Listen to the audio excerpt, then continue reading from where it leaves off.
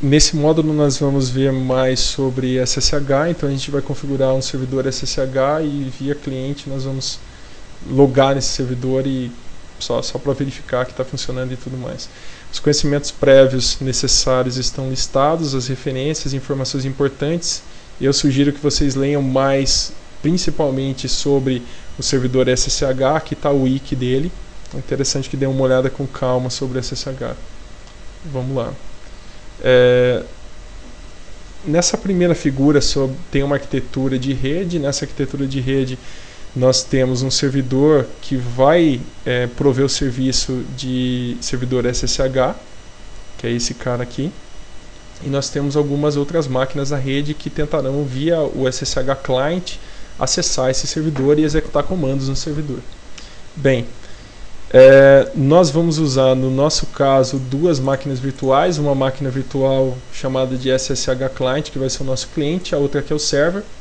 Repara que tanto o cliente quanto o servidor vai ter esse IP 192.168.0.10, o cliente pode ser, por exemplo, essa máquina 192.168.0.2.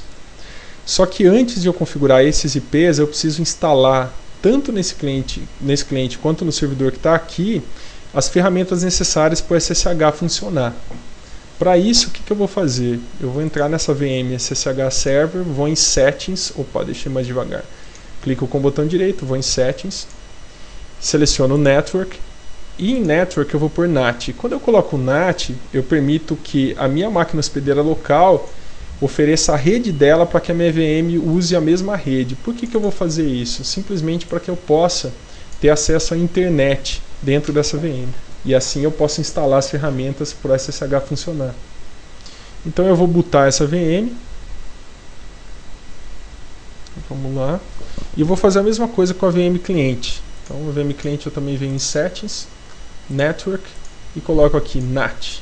Ok? E booto ela também. Então vou bootar a primeira e a segunda VM. Vamos lá, a segunda VM bootando. Já vou aqui para a primeira VM, vou logar aqui como teste, 100.123.456.7.8, já está logando. Já abro um terminal nessa primeira VM, me transformo aqui em usuário root, que a senha também é 123.456.7.8, e rodo um pacman aqui, primeiro -SYU, que ele já faz um update na minha máquina se tem algum pacote para ser atualizado. Então faço o pacman, que é o meu gerenciador de pacotes no Arch Linux. Ele vai já pedir para atualizar alguns pacotes, já vou deixar ele atualizando e vou para a segunda VM fazer a mesma coisa. Então vou na segunda VM, logo,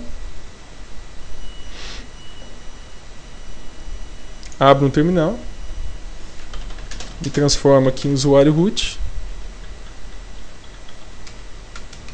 e dou um pacman também -SY1 para ele atualizar essa máquina virtual para mim. Ele vai atualizar todos os softwares que eu já tenho instalado, ele vai puxar a versão mais atual e aí eu vou ter a máquina com todos os softwares na última versão. Depois dessa atualização, o que eu preciso fazer basicamente é instalar um pacote chamado OpenSSH, e esse pacote OpenSSH que tem as ferramentas que eu preciso.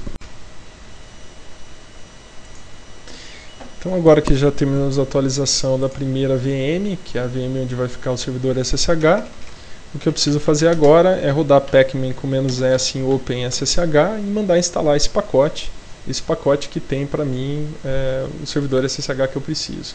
Então eu mando atualizar, na verdade já tinha instalado, então ele até pergunta para mim se vai reinstalar, não tem problema, então reinstala, não tem problema nenhum. Eu vou ter que fazer a mesma coisa nessa outra VM. Por quê? Porque dentro do OpenSSH vem também as ferramentas cliente do SSH. Então eu vou acabar instalando também aqui nessa outra VM, pacman-s, OpenSSH. Eu já tinha instalado também, então ele só reinstala. O que eu vou fazer agora? Agora eu vou desligar as duas VMs e colocá-las na mesma rede interna. Então eu vou desligar essa primeira VM, saio dela, vou dar aqui, saio na via normal mesmo, como eu sairia do Linux, não tem problema nenhum. Então saio aqui também da segunda VM, vamos lá, sair da segunda VM, legal, as duas VMs já foram desligadas. Então eu vou para a etapa seguinte, que é, eu venho em Settings na primeira VM, vou em Network e coloco a opção Internal Network, onde eu vou estar numa rede interna. E essa máquina também, essa VM vai estar também numa rede interna. Vou em Settings, Network, Internal Network. As duas vão estar numa rede interna e assim elas podem se conversar, como se elas estivessem conectadas no mesmo switch. Então agora eu vou startar as duas VMs, tanto o servidor quanto o cliente. O servidor está aqui, o cliente está aqui. Deixa as duas bootarem. Vamos botar agora o cliente, beleza. Botando o cliente. A primeira etapa que eu preciso agora é configurar o endereço IP, então, de cada uma dessas máquinas. Então eu sei já que eu vou ter um certo endereço IP que vai ser o endereço 192.168.0.10 no servidor e 192.168.0.2 no cliente. Então já tem o endereço IP aqui, a gente já configura o endereço IP para os dois casos. Vamos lá.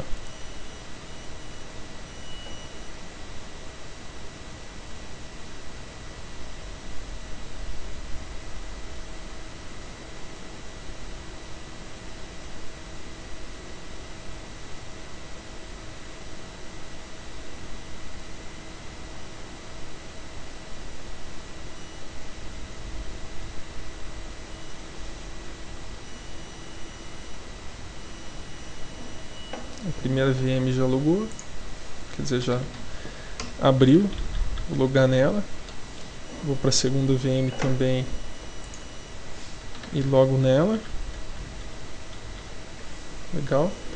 Volto na primeira VM, abro aqui um terminal, me transformo em usuário root. E agora, como usuário root, eu vou verificar a interface de rede ETH0 e vou setar o IP dela como 192.168.0.20, se eu não me engano, no servidor. Vou configurar, vou conferir aqui, ver se está certo ou não. 0.10, beleza. 0.10, então. Beleza, então o servidor está aqui, já está com esse IP 0.10, esse é o servidor. Então essa VM é a VM do servidor, essa VM é a VM do cliente, onde eu estou abrindo o terminal agora. Me transformo em usuário root. E aqui, nada mais do que eu vou fazer é configurar o IP da ETH0 para 192.168.0.2. Tá? Então esse é o IP do cliente. Então aqui nós temos o cliente, aqui nós temos o servidor. Até aqui tudo bem. Qual a próxima etapa minha agora? A minha etapa básica é o seguinte: depois que eu instalo aquele Open SSH aqui no servidor, o que eu preciso fazer? Eu preciso iniciar o serviço de SSH. Para iniciar, um script é criado dentro do etcrc.d e o nome do script é sshd. O que eu vou fazer? Eu vou dar um start nele. Quando eu dou um start, repara o seguinte, foi a primeira vez que eu dei start, ele gerou para mim umas chaves aqui, que ele chama de host keys, ou chaves do hospedeiro, chaves do host. São chaves que ele gera para essa máquina aqui. Essas chaves são bem importantes. Eu vou mostrar para vocês onde estão essas chaves. Elas estão dentro do diretório /etc ssh. Então aqui eu tenho, olha só, repara que ele gerou uma RSA1, RSA, DSA e EC DSA. Repara só, a RSA1 está gerada, é essa chave, se eu não me engano. Essa e essa. A RSA2 gerou para mim esses dois arquivos aqui. A DSA gerou para mim esses dois arquivos aqui. E a EC DSA esses dois arquivos aqui. A RSA1 é um protocolo mais antigo, o protocolo RSA é um protocolo mais atual, tá? Que é esse cara aqui, que está dentro desses dois arquivos. Por que tem dois arquivos? Vamos dar uma olhada. Eu vou entrar lá no etc ssh e vou dar um ls aqui. E vou dar um cat, na verdade, dentro dessa chave RSA aqui. Ela é o que a gente chama de chave privada. Olha só. Repara que no final está escrito private key. Então, ó, voltando. Eu vou dar um ls de novo. Eu dei cat nesse arquivo aqui. Agora eu vou dar um cat no pub. .pub. Olha só. Essa é uma chave que é chamada de chave pública. Para que serve a chave pública? Para que serve a chave privada? Quando eu coloco para rodar o SSH aqui, como eu rodei, o SSH ele gerou para mim um arquivo de chave pública e de chave privada para cada um dos protocolos que ele suporta. Então, para o RSA, para o RSA1, para o EC DSA e para o DSA. Eu posso usar qualquer protocolo desse de comunicação. Um dos mais comuns é o RSA, então eu vou tratar do RSA como exemplo. Então ele gera para mim um arquivo de chave privada e um arquivo de chave pública. O que ele faz? Quando esse cliente quiser conversar com essa máquina, essa máquina servidora, ela envia para o cliente duas chaves públicas. Envia essa chave pública aqui, por exemplo, do RSA, se o cliente pediu para conversar via RSA, enviar essa. E envia também uma outra chave pública que ele gera dinamicamente nessa máquina aqui. Uma chave também baseada em RSA, nesse protocolo de criptografia. E manda aqui para o cliente. O que o cliente faz com as duas chaves? Ele recebe então duas chaves públicas. Repara, se elas são públicas, qualquer máquina no meio poderia snifar essas chaves. Isso é um problema? Não. Por quê? Porque o cliente aqui, o que ele vai fazer? Ele vai gerar uma chave, uma outra chave de criptografia, que a gente chama de chave de criptografia simétrica. Só que ele vai empacotar essa chave, vai criptografar ela usando uma das chaves públicas e depois usando a outra chave pública ainda por cima. O que acontece com essas chaves públicas? Depois que ele empacotou isso daqui, criptografou com essas chaves públicas, ele devolve para o servidor. E esse servidor, ele só consegue descriptografar com as duas chaves privadas que ele tem. Então ele recebe o pacote do cliente e descriptografa usando as privadas. E as chaves privadas nunca saíram do servidor. Ou seja, esse protocolo de criptografia onde eu tenho chaves públicas e privadas é conhecido como protocolo assimétrico de criptografia, onde eu trafego as chaves públicas, só que se alguém roubar elas não tem problema nenhum, porque eu só consigo descriptografar o que foi criptografado com a chave pública usando a chave privada. Ou seja, não tem problema. O que vem dentro desse pacote do cliente? Uma chave que ele gerou de maneira simétrica. Para que serve a chave simétrica? Uma vez que o servidor recebe e descriptografa do lado de cá, ele tem a chave simétrica que o cliente gerou. A partir de agora, tanto o cliente quanto o servidor têm a chave simétrica gerada pelo cliente. E ambos podem agora comunicar usando a chave simétrica. Qual a função da chave simétrica? Eu consigo tanto criptografar quanto descriptografar usando a mesma chave simétrica, que é muito mais rápido do que ter que criptografar usando uma pública e descriptografar usando uma privada. Ou seja, o SSH na primeira etapa, quando eu estou começando a conexão com o servidor, eu criptografo com a pública, descriptografo do lado do servidor com a privada, mas depois continuo a comunicação com a chave simétrica, que é uma chave de manipulação muito mais rápida. Eu vou voltar agora numa figura para mostrar isso para vocês de uma maneira mais intuitiva. Então do lado de cá tem um cliente, do lado de cá tem uma máquina servidora. No cliente eu tenho o protocolo IP, TCP e SSL, por cima SSH. O SSL, o Secure Socket Layer, é um protocolo que garante a criptografia do canal de comunicação para mim. Ele que gerencia para mim essa criptografia de chave privada e chave pública. E também de chave simétrica.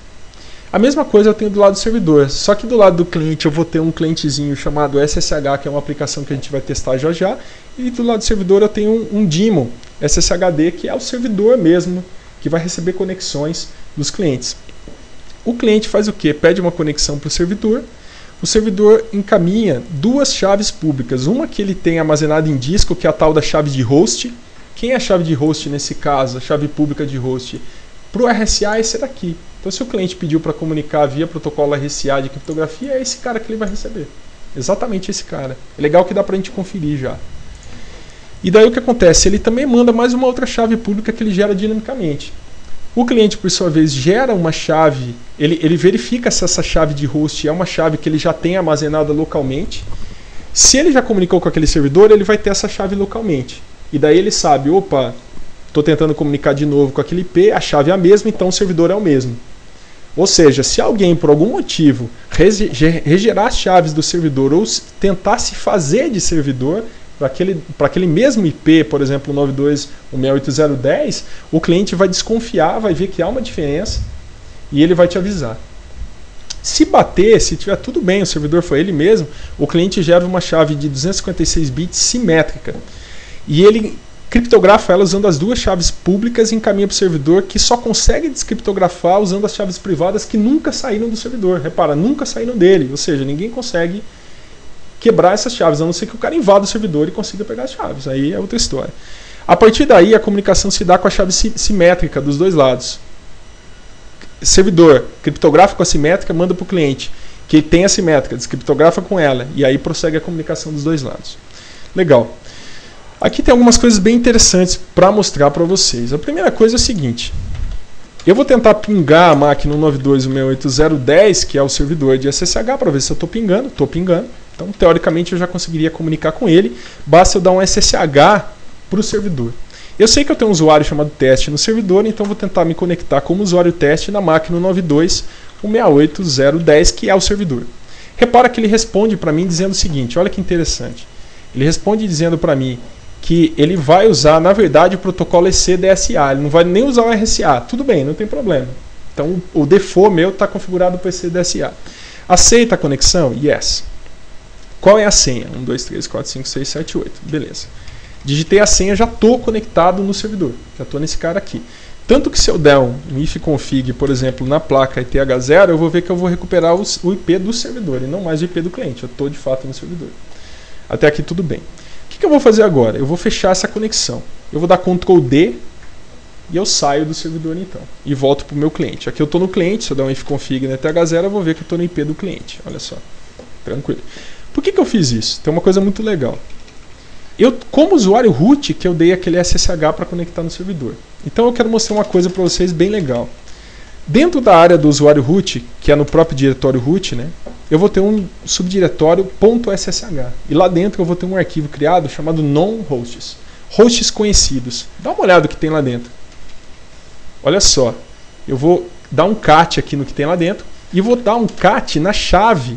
Eu sei que ele não usou RSA, que ele usou a chave pública ECDSA. Então eu vou dar um cat na ECDSA pública. Olha só as chaves. Essa chave que eu tenho aqui é exatamente essa chave pública que está no servidor. Ou seja, quando eu fiz a conexão, eu recebi essa chave pública do servidor e guardei ela no cliente. O que acontece se por algum acaso eu tentar criar um novo servidor e tentar forjar o mesmo IP desse servidor, que é 192.168.0.10? O que acontece é o seguinte, quando eu mando instalar o SSH nesse nova máquina que vai tentar forjar o servidor, ela vai gerar uma nova chave. E aí a chave não bate com essa chave que está aqui. E aí o que o cliente faz? Ele reclama para mim. Olha só, para exemplificar, eu vou entrar dentro desse arquivo e eu vou alterar essa chave. Eu vou aqui no final da chave, eu vou tirar esse K aqui e vou botar Q, por exemplo. Só isso. Salvo e saio daqui. O que acontece? É como se eu tivesse agora... quando eu tentar conectar nesse servidor, o servidor tem uma chave diferente. Então, olha só o que o cliente me fala. O cliente ele me avisa já de cara que a chave não bate. Tá? E daí ele pede ele pergunta para mim se ele quer de fato continuar com aquela comunicação ou não. Eu vou até fazer o seguinte, eu vou forjar mais ainda a chave. Eu vou vir aqui e mudar mais coisas, por exemplo. Olha só. Vou dar mais um Q ali no lugar do primeiro A. Vou lá, olha, ele reclama para mim. Então é isso que ele vai fazer para mim, ele sabe que não está batendo a chave. O que eu posso fazer numa situação dessa? Às vezes o que acontece? Às vezes a pessoa precisou regerar a chave do servidor. Ele precisou reinstalar o SSH no servidor, precisou regerar as chaves, porque por algum motivo perdeu essas chaves. Aí o que eu poderia fazer? Se eu tenho certeza que foi regerada a chave do servidor, eu posso entrar nesse arquivo non-hosts do cliente, apagar essa linha, salvo, e aí eu tento uma nova conexão. Nesse momento de nova conexão, olha só, digito a senha, agora eu saio do servidor de novo, porque eu tinha logado no servidor. Quando eu tentar acessar agora o non-hosts, eu vou ver que a chave foi novamente atualizada aqui, eu estou com ela guardada certinho, a chave pública. Então não tem problema nenhum. A chave que é pública, mas é dinamicamente gerada, eu não tenho acesso a ela. Eu só tenho eu só guardo ela, a chave que é pública, mas que é armazenada em disco aqui do lado do servidor. Essa eu consigo ter uma cópia do lado do cliente. A que é dinamicamente gerada, a cada momento vai ter uma chave que vai ser encaminhada para mim, e aí o cliente gera uma chave simétrica, empacota com as chaves públicas, criptografa, desculpa, com as chaves públicas, encaminha para o servidor que consegue só descriptografar usando a chave privada, por exemplo. Para essa chave pública, ele vai usar essa chave privada aqui, ECDSA underline key. Se eu der um less nesse arquivo, vocês vão dar uma olhada que tem a chave aqui privada gravada. Ele só consegue descriptografar usando essa chave, então. Daí, depois disso, ele tem desse lado a simétrica, esse cara também tem a simétrica, e a comunicação procede dos dois lados normalmente. O que eu vou mostrar para vocês agora? Ainda dentro do servidor, no diretório etc ssh, eu tenho um arquivo chamado sshd_config, que eu posso fazer algumas configurações no servidor de SSH. Basicamente, eu consigo, por exemplo, mudar a porta que eu quero oferecer o serviço. A porta padrão é a 22. Então, quando eu fiz aqui um SSH do cliente para o servidor, eu não especifiquei porta, porque a porta padrão é 22. Se tivesse outra porta, eu poderia colocar aqui "-p", por exemplo, 2222. E aí eu poderia alterar a porta não mais para 22, mas para 2222. É algo que às vezes a gente encontra. Tá? É comum de encontrar. Aqui tem uma coisa interessante. Ó. Repara só. Onde estão as chaves dele? Ó, repara que as chaves para o protocolo RSA versão 1 está aqui. A para o protocolo versão 2 RSA, versão 2 DSA e versão 2 DC DSA estão dentro desses arquivos, que são aqueles arquivos de chave privadas que eu tinha mostrado para vocês. Né? Aqui para baixo, o principal aqui é, por exemplo, eu posso permitir ou não que o root faça login no servidor. Nesse caso, ele tem um permit root login yes. O que significa isso? Se eu tentar fazer um SSH como root, ele deixa. Olha só, eu digito a senha do root e logo. Isso aqui é interessante no servidor? Não. Não é legal que o root possa logar no servidor diretamente. É legal que ele possa logar como usuário normal, depois ele se transforma em root. Então o ideal seria eu vir aqui e colocar permit root login no, e aí eu teria que descomentar essa linha. Repara, eu tirei o comentário da frente. Olha só, vou até voltar para ver, para vocês olharem como estava. Estava assim, olha, descomentei e pus um no. Então o root não pode logar mais nesse cara. Aqui tem também o máximo de autenticações que a pessoa pode tentar. Por exemplo, 6 vezes a pessoa pode tentar a autenticação. Isso aqui é uma coisa interessante de saber. Quer dizer, eu posso reduzir ou aumentar. Toda vez que está comentado é porque é o padrão. Tá? Então, por exemplo, mesma coisa aqui para o 22. Né? O 22 é o padrão, repara. Então, está comentado. Mas se eu quiser descomentar, não muda nada. A não ser que eu queira mudar. Aí, de fato, faz diferença. Senão, não faz diferença alguma.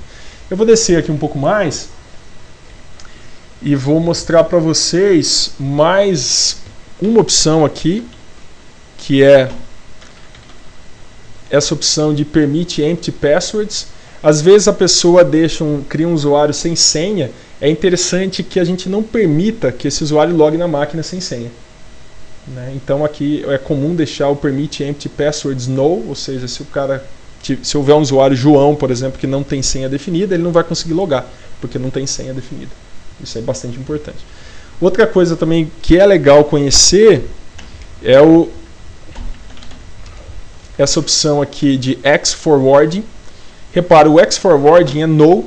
Se eu coloco aqui, tira esse comentário e ponho X-Forwarding yes, o que significa isso? Agora, o meu cliente ele tem condições de exportar janelas do X do servidor para o cliente. Ou seja, ele pode logar no servidor, mandar rodar um aplicativo qualquer e a janela ela aparece no cliente. O processo roda de fato no servidor, mas ele aparece a janela no cliente. Isso é uma coisa bastante interessante. O que eu vou fazer aqui? Eu vou salvar esse arquivo e vou reiniciar o serviço. Reiniciar o SSHD, reiniciar o servidor. Vou dar um stop nele. Então repare, matei ele. Posso até dar um stop de novo, ele dá feio. Dou um start nele, ele está rodando. O que eu faço agora? Venho no cliente e tento logar aqui, por exemplo, como root. Se eu não me engano, eu tirei a permissão do root. Não me recordo se eu tirei, mas eu acho que eu tirei. Então, ó, ele não deixa o root logar mais. Legal. Eu digitei a senha certa, esse é um detalhe também. Mas vamos lá. Eu posso logar agora como usuário teste que a gente tem, né? O módulo. Então, do SSH que eu tinha para mostrar para vocês é isso. Tem só uma coisa a mais para mostrar, que é o seguinte, é o comando scp, tá? Então, eu vou sair aqui do servidor de novo, eu voltei para o cliente, reparem o IP, estou no IP do cliente, então estou de fato no cliente. E eu vou fazer o seguinte, imagina que eu quero copiar alguma coisa do servidor. Eu quero ir na área do usuário teste, lá no servidor, que é um 92.168.0.10, e vou copiar algum arquivo para cá. Vamos ver que arquivo que eu tenho aqui no servidor, na área do teste. Home test. Eu tenho um desktop, vamos ver se eu tenho alguma coisa no desktop. Não tenho nada, então eu vou criar um arquivo. Eu vou aqui abrir um terminal como teste, ó, e eu vou criar um arquivo aqui ABC, e lá dentro eu vou escrever qualquer coisa, e copiar algumas vezes, simplesmente isso. Olha onde está esse arquivo, está dentro do home test e lá dentro o arquivo se chama ABC. O que eu vou fazer? Copia para mim do servidor home, do diretório home test, um arquivo chamado ABC, copie para dentro do meu TMP dessa máquina local que é um cliente. Então ele vai copiar do servidor, reparem. Posso fazer o inverso também, tá? Não tem diferença alguma. Digito a senha, ele copia para mim. Se eu der um cat agora lá no /tmp, eu vou ter o arquivo ABC lá dentro. Tá? Posso fazer o caminho oposto também sem problema. Posso copiar do TMP o arquivo ABC para o servidor, por exemplo, só que agora eu copio lá para o /tmp do servidor, mas o nome não vai ser mais ABC, vai ser novo ABC. E aí eu digito a senha, ele copia para o servidor. Se eu der um cat aqui no servidor no TMP novo ABC, vai estar lá o arquivo. Se eu usar uma opção aqui, por exemplo, isso é bastante útil, às vezes eu ponho um "-r" aqui, e aqui eu não defino qual é o arquivo. O que ele vai fazer? Ele vai copiar tudo que está dentro desse diretório para dentro do TMP. O "-r" é recursivo, então ele vai sair copiando tudo que tem lá dentro e trazer para o meu diretório.